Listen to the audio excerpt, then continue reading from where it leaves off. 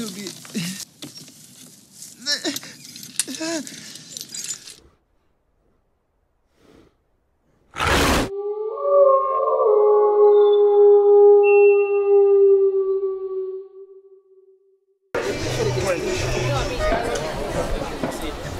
Read it in Genesis 2, 1 and 2. 1 to 2. Yeah, 1 to 2. The book of Genesis chapter 2, verses 1. Thus the heavens and the earth were finished, and all the host of them. And on the seventh day, God ended his work, which he had made. And he rested on the seventh day from all his work, which he had made. And God blessed the seventh day and sanctified it, because that is in it he had rested from all his work, which God had created and made. Right, so he said the 7 days. When, if you look on your phone and you watch on the calendar, what day is the first day of the week? Sunday. I was coming to Sunday. Sunday, right? From since the time of Christ, he never changed. We are on the same calendar. So Saturday is the Sabbath day. It's the 7th day and it's the Sabbath day. Right? So he said, let's read what we're not supposed to sell, buy, cook. We're not supposed to do any of that on the Sabbath day. It's a rest day. 6 days to work, and the 7th day is the rest day. So you don't really learn how to believe that what's going on in the market there is a pagan. What's going on? What? In the market here.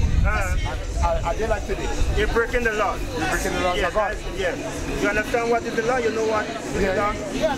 All right. Okay. So by you selling on the Sabbath day, you're breaking the law. This is what we are here to tell our people, right? So no selling. Let's win.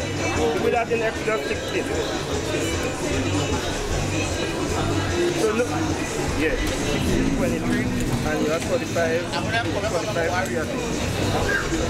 The book of Exodus chapter 16 and verse 23. And he said unto them, this is that which the Lord had said, tomorrow is the rest of the holy Sabbath unto thy Lord. Bake that which he will bake today, and see it that he will see it, and that which remaineth up, lay up for you to keep until the morning. Right? So hold on. So you prepare what you had to prepare before the Sabbath. So right. So you know Friday, the Sabbath begins at even. So right. So you at even. You see when it begins to get dark, right? So you prepare your stuff the Friday, because on the Sabbath day there is no cooking and so on. Right? Give me. What's about the part? What's about the part when they criticize him in terms of when he went and healed, Christ went and healed, as the Bible says. Christ went and healed the man. And they started to criticize him and say, so he asked them, if he ever asked. Talking about doing good on the Sabbath. Yeah, doing good. It is okay to do good, not break the law, but not break the law on the Sabbath. Not to sell, no selling, no buying, no cooking. All what we're reading here is not what you're not supposed to do that. But what was happening his time to her? Throughout. Right? The book of Exodus chapter 35 and verse 2. 6 days shall work be done, but on the 7th day there shall be to you an holy day, a Sabbath of rest to the Lord. Whosoever doeth work therein shall be put to death. He shall kindle no fire throughout your habitations upon the Sabbath day. Right? So breaking the Sabbath back then was death. You understand? As everybody break it today and feel, well, it's okay to break the Sabbath because nothing. Give me that in Ecclesiastes 8 and 11. We feel because nothing had happened, it's okay to break the Sabbath. You understand? Back then, there was judgment for that. There was a judgment for you breaking the Sabbath. You understand? But ain't happening now, sorry. Because we people take it as a light thing. We feel it's okay. This is the grace and what we under. You understand? The Most High God give us a chance to get it right. You understand? So now you're hearing that the Sabbath, you're not supposed to buy, cook, sell on it. You're supposed to change, bro. You're not supposed to do that from now on, because now you're hearing and know that you're not supposed to do that. You're supposed to make that change. You understand? 8:11. Yeah. So we're going to show you from the Bible why our people do it today and feel it's a light thing. They feel that, it's a light thing. I'm still living when the day comes. You understand? Like we tell some of our people, like the Bible, like don't eat pork. We're not supposed to eat pork, shrimp, crab, whatever. This is what the Bible says. It is unclean to us to eat that. You understand? But we think that because we eat it and we don't die, I'm still living. You understand? All the years I eaten it and I'm still alive. Read that. The book of Ecclesiastes chapter 8 and verse 11. Because sentence against an evil work is not executed speedily. Therefore, the heart of the sons of men is fully set in them to do evil. Right, so because the Most High don't jack you up right away for eating the pork, you think it's okay to eat it still. You understand? And that's the mindset of our people, because when you tell them that, that's what they will tell you. You know, I eating pork for all the years. I breaking the Sabbath all the years and nothing happened. So it seems like a cool thing. You understand? Read that in Sirach 5, from 5:1 from Sirach. Yes. Ecclesiasticus in the Apocrypha, right? This book was removed in the 1700s by the Protestant Christian, right? It is the original 1611 is a part of it. Like this one here, right? There's the Apocrypha is in it, right? But they had to remove it in the 1700s, right? But it is a legal book in it, right? Yeah, 5:1. You're reading from 5:1. Right? So we are here to show our people that you are the descendants of our forefathers. We are the same people, right? We were scattered during slavery. We're going to go back and read some of the courses, identifying that who we are today according to the Bible, right? Read. The book of Sirach chapter 5 and verse 1. Set thy heart upon thy goods, and say not, I have enough for my life. Follow not thine own mind and thy strength, to walk in the ways of thine heart. And say not, who shall control me from my works? For the Lord will surely revenge thy pride. Say not, I have sinned, and what harm hath happened unto me? Right, well, it's the same thing that our people say. We say, so I sinning every day, and what happening? Nothing happening, right? I continue to break God's laws and nothing happening, read. For the Lord is long-suffering. He will in no wise let thee go. Concerning propitiation, be not without fear to add sin unto sin. Right? So don't feel because the Most High is jacking you up right away for what you're doing, don't feel that you get away with that. He says he is long suffering, right? He's patient, right? Read. And say not his mercy is great. He will be pacified by the multitude of my sin. Meaning that you would be calm about it, you would just ignore it as nothing. Because the so-called Christian like to say, say this, why Jesus is so-called, you know, understand? That he's nice, lovely, Christ is a nice and loving man, and speak soft. That's what they teach us. So read that part again. And say not, his mercy is great. Right. He will be pacified by the multitude of my sins. Right. You would become for all my sins. You wouldn't bother with all my sins. Read. For mercy and wrath cometh from him. For mercy and what? Wrath cometh from him. Mercy and wrath from the Most High God. Read. And his indignation resteth upon sinners. Right. Make no tarrying to turn unto the Lord. Right, so he said make no tarrying. Remember I tell you that now you hear in the world, you know that we're not supposed to sell, cook, buy whatever on the Sabbath. You're supposed to make that change. You're not supposed to tarry. You're supposed to make hurry and get that right. You understand? It is important. That's why you're here in the word. Read. And make no tarrying to turn to the Lord. And put not off from day to day. Right, so he's saying don't put off from day to day. Don't say, all right, tomorrow I'll get it right. Next week I will do it. You know, every day come, you make an excuse and you say the next day. Read. For suddenly shall the wrath of the Lord come forth, and in thy security thou shalt be destroyed, right, so and now, perish in the day of vengeance. Right, so when you think, well, everything is okay, and you feel, well, nothing will happen to me, that is when you get jacked up. You just walk on the road there and judgment for you. You understand? All right, brother, so make sure you have a flyer. Yeah. Let's go back to Deuteronomy. Give the brother a flyer. Where you again?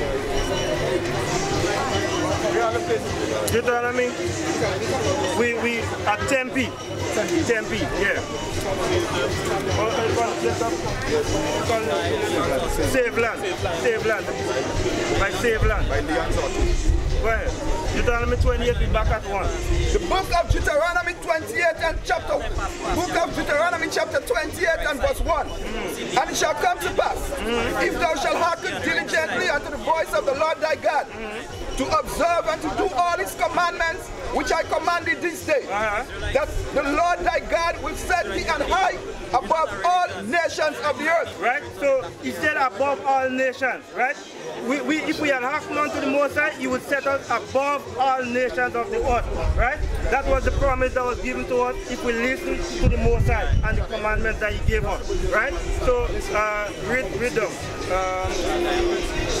Read verse 12 and 13. The book of Deuteronomy chapter 28 and verse 12. The Lord shall open up unto thee His good treasure, the heaven to give the rain unto the land in His season, and to bless all the work of thine hand. And thou shalt lend unto many nations, right? So and said, thou shalt not borrow. Right, so He said we're supposed to lend unto many nations and not borrow, right? That was the promise to us if we listen to what the Most High said. We would be above all nations and we would lend to these people. But today, do we lend money? What's the question, brother? What nation? You talk about the Israelites, the children of Israel. The 12 tribes, what they wanted on the side here? Speaking to the children of Israel. When we go back to Deuteronomy chapter 1, you will get the context of who is speaking to. Moses speaking to the children of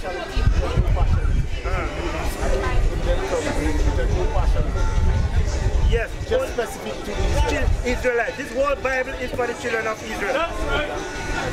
Right? This is not something that they taught us in the so-called Christian churches. You understand? They never teach us that because I've been there too. You understand? But when we read the Bible today, everybody thinks, well, okay, you racist, you this. But what we're doing, we're reading the Bible. We're not making this up. You understand? Now we're learning today that the Most High God have a chosen people. He have a special people above all people. You understand? Read that Deuteronomy 7:6. We're going to show you that what we're bringing out here is showing you that we are the descendants. We are the people of this Bible. This is our history. This is our heritage. That was given to us, and we broke the commandments, so we lost everything. Today, we are at the bottom of society. You understand? Where what we just read there, we should be at the top. But today, we are at the bottom. Right? We were supposed to lend money to people. Today, every minute, the Prime Minister going to borrow money. When we read lower down, we would realize this is a cost upon we. You understand? This is fact. These are things we're seeing every day. And when we read it in the Bible, you understand? Read Deuteronomy 7. The book of Deuteronomy chapter 7 and verse 6. Yeah. For thou art an holy people unto the Lord thy God. Right. The Lord thy God hath chosen thee to be a special people unto Himself, above all people that are upon the face of the earth. Right? So you heard what He said? He said above all people that are on the face of the earth. The Most High chooses us above all people. Right? Go back to where you were. The book of Deuteronomy chapter 28 and verse 12. The Lord shall open unto thee His good treasures, the heaven to give the rain unto the land in His season, and to bless all thy work of thine hand. And thou shalt lend unto many nations, and thou shalt not borrow. Right, so we don't have to borrow. Read and the Lord shall make thee the head and not the tail. But today, in society, who are at the bottom of society? The black people. I would ask you a question to black people. Not Israelites, just black people.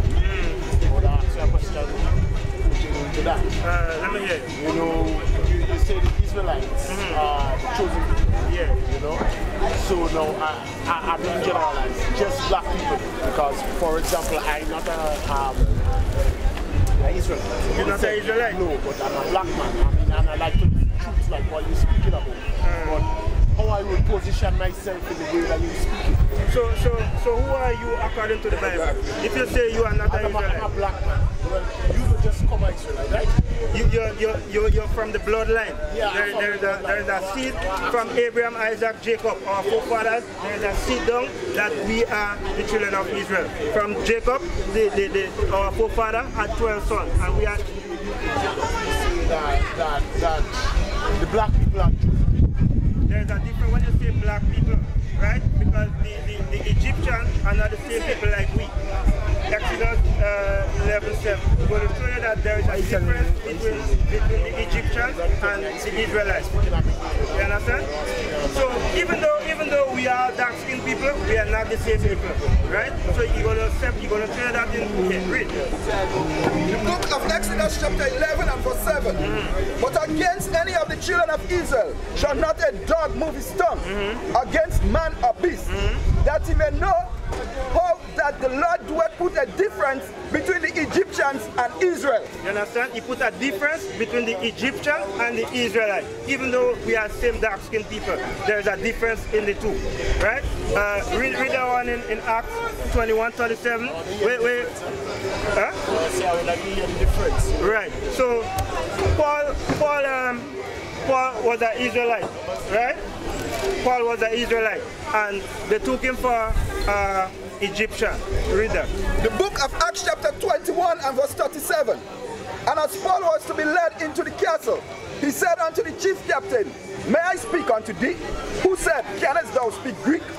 And not thou that Egyptian, which before these days made us an uproar, and led us out into the wilderness, 4,000 men that were murderers. Right, so they took Paul for an Egyptian. But let's read in Romans, right, 11:1 for Paul, right? And then I will go to your question, right? 11:1.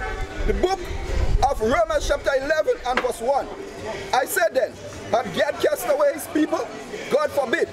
For I also am an Israelite of the seed of Abraham, of the tribe of Benjamin. Right, that is showing that Paul was an Israelite from the tribe of Benjamin. That's the same tribe like West Indian blacks, what you're watching on the sign here.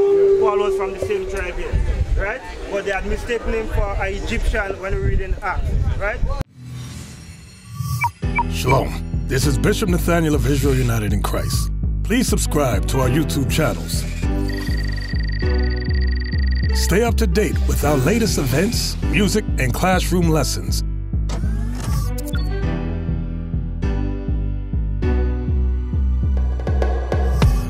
IUIC plans to continue visiting different countries where this gospel has not been preached before. IUIC needs your help in pushing this truth.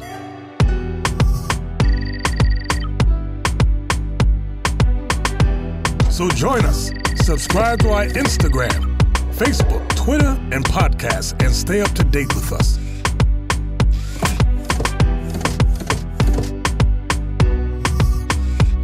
For more information, please visit www.israelunite.org.